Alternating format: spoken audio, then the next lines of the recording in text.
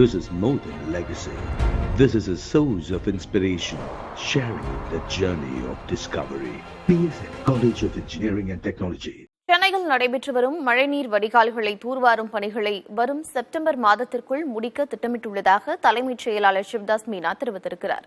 கோவை, மதுரை உள்ளிட்ட மாநகரங்களிலும் வடகிழக்கு பருவமழை காலத்திற்கு முன்பாக தூர்வாரும் பணிகள் தொடங்கப்பட்டுள்ளதாகவும் அவர் தெரிவித்திருக்கிறார்.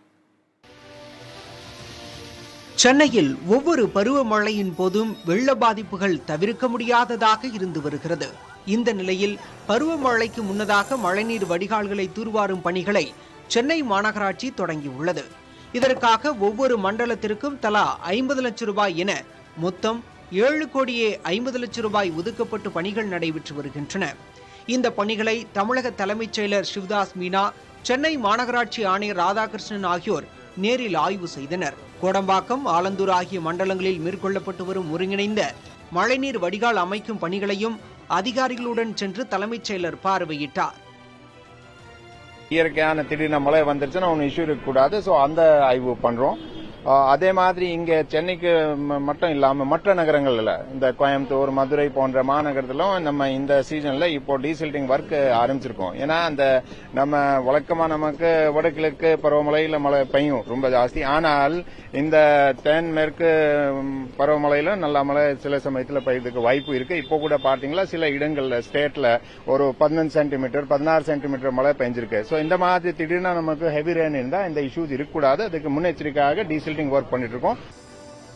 சென்னை மாநகராட்சி நீர்வளத்துறை, நெடுஞ்சாலைத்துறை என அனைத்து துறைகளிலும் பணிகள் நடைபெற்று வருகின்றன. இந்த பணிகளை செப்டம்பர் மாதத்திற்குள் முடிக்க திட்டமிடப்பட்டுள்ளது. 4000 சாலை பணியாளர்களை கொண்டு 1480 கிலோமீட்டர் நீளமுள்ள மழைநீர் வடிகால்களை தூர்வாரும் பணிகள் நடைபெற்று வருகின்றன. முதற்கட்ட தூர்வாரும் பணிகள் ஜூனில் முடிக்கப்படும். மேலும் 2 ரோபோட்டிக் இயந்திரங்கள் கூடுதலாக வாங்கப்பட உள்ளன. 3 வாட்டர் மாஸ்ட் போன்ற அதிநவீன இயந்திரங்களை மலேசியாவிலிருந்து வாங்குவதற்கான டெண்டர் வழங்கப்பட்டுள்ளது.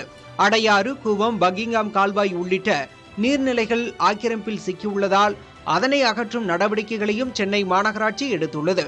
தற்போது மழை பெய்யும் சூழலில் மேற்கு தொடர்ச்சி மலைப்பகுதி மாவட்டங்கள் மட்டுமின்றி அந்தந்த மாவட்ட ஆட்சியர்களிடம் பேசி கவனமாக இருக்க அறிவுறுத்தப்பட்டுள்ளதாக தலைமைச் செயலர் தெரிவித்தார். மேலும் காற்றுடன் அதிக மழை பெய்தால் மரம் வெட்டும் இயந்திரம் உள்ளிட்டவை தயாராக இருக்க ஏற்பாடுகள் செய்யப்பட்டுள்ளதாக தலைமைச் செயலர் சிவ்தாஸ் மீனா கூறினார்.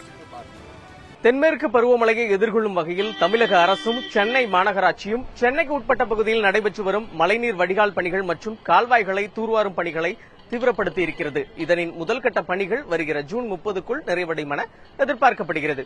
புதிய தலைமுறைக்காக ஒளிப்பதிவாளர் தினேஷுடன் செய்தியாளர் விக்னேஷ் முத்து. This is more than legacy. This is a source of inspiration, sharing the journey of discovery. PSN College of Engineering and Technology.